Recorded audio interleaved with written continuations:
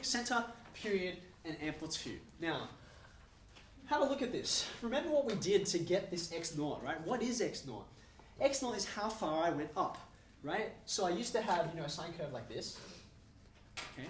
And I've gone up x naught units. Now if I shift the whole thing, this center of motion is at x equals 0, right? So my new center of motion is going to be x naught units above, right? So 0 all the way up to x naught, okay? So therefore, the center of motion, I can just read it off this equation up here, okay? The center of motion is x naught, which is 3.5 in this case. That's all I need to say, right? Period. Right over here. Period is determined by the coefficient of t, right? That's going to tell you how many times it repeats in a given space of time. So that's n, right? That's the n and after. So where's the n here? It's there. And that's actually the reason why I wrote it, so it's more obvious to me. The period's going to be 2 pi on m, right? Just 2 pi on 1. So there's the period. Now, amplitude. Amplitude is A, right? That number up there. Having a look at this equation, right? And this equation, A doesn't correspond to anything, at least not directly, right? So I can't read off amplitude in the same way that I read off center and period. So what could I do to work out amplitude? Any suggestions?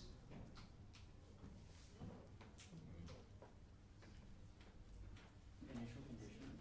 Okay, can we go for t equals 0, right? What would that be able to tell us? Now, what do I know about this question? Number one, I've got velocity in terms of where I am, right? And through that, I've worked out acceleration also in terms of where I am, okay? But unfortunately, like I was a bit scarce. I haven't told you anything about where it starts, where it goes after a certain period of time. So getting some initial conditions will usually be quite useful for this, okay? It will allow us to work out some constants. But in this case, I'm kind of stuck, right? So, remember all I've got is velocity and acceleration. So I want you to think about, what is amplitude?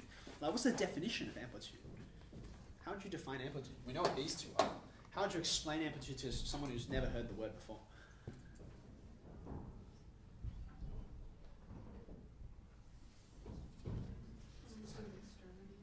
Yeah, good. Amplitude has to do with how far you move up and down. Namely, this distance, right?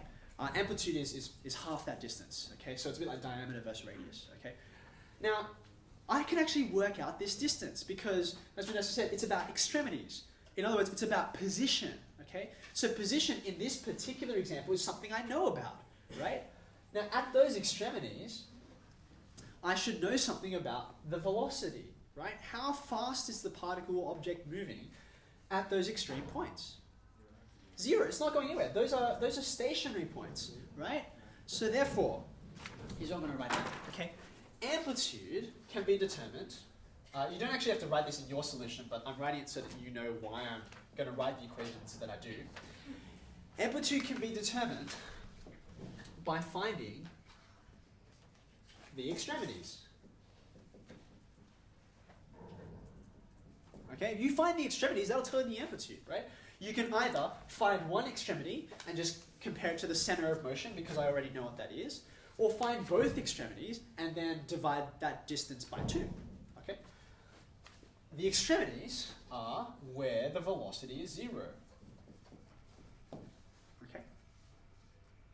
So I'm going to come back to, alright, it's time. Sorry. I'm going to come back to this first equation, well, only equation that we've been given, this one, okay? This velocity should be 0. If I put in 0 there, I'll get the extremities, okay? So 0 equals this. Okay? Now, right away you ought to notice, okay, this is good, I'm expecting 2 solutions here because it's a quadratic. That's helpful because we ought to find 2 extremities, right? Okay, take a minus sign out to make it just a little easier to factorize. How do I factorize? What are the 2 numbers I'm after? They add to minus 7, multiply by 12, yeah, negative 3, negative 4, right? Okay, so therefore, my extremities are at 3 and 4, okay? Now just pause for a second. Does that make sense? Because we already know the center of motion, we should be expecting the center of motion to be right in between these two. Okay, check. Now you always need to do, when you work out a number, see if you can correlate that with things you already know to make sure that things actually make sense. Okay. Alright, so what's my amplitude? Because I know I go between 3 and 4, my center of motion is 3.5. Amplitude is from the center up to either of those extremities. So there's my amplitude.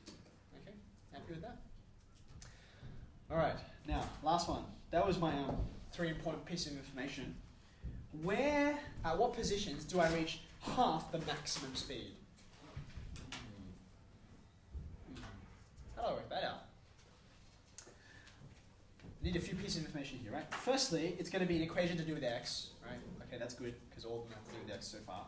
But in order to work out half max speed, I've got to work out what the full max speed is, right? So how do I do that?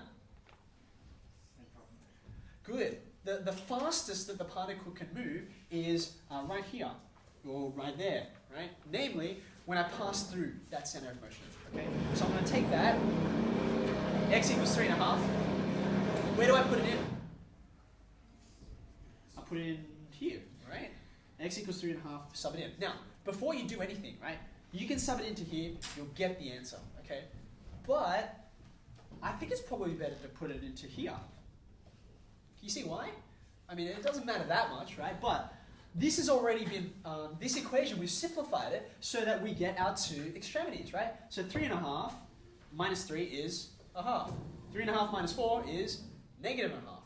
Okay, so you can actually already read off, this is part C, right? The maximum speed, maximum speed, is going to come from this equation, right? This is v squared, don't forget. Okay, so v squared will equal a quarter.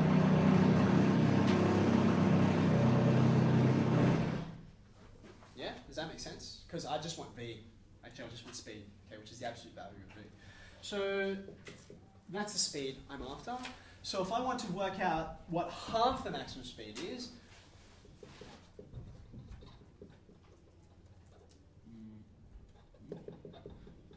just divide by 2. Now where am I going to stick that? Back into here, right? And then I'm going to get some x values out, okay? So I'm going to solve 1 on 16, because that's v squared, this equation, right? Sorry, this equation is equal to minus x squared plus 7x minus 12. Is that right? Yeah. Okay. I can tell you right now, you end up with, it's actually, they're terrible numbers, so worry.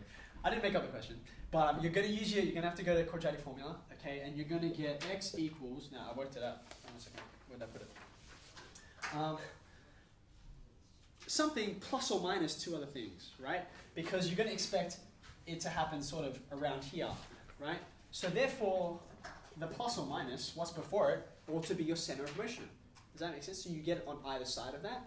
And then I think this is root 3 on, is it 4? 4. It's 4. There you go. So you can verify, go at this, multiply 3 by 16, use quadratic equation, and just verify that you get that result. And that's it.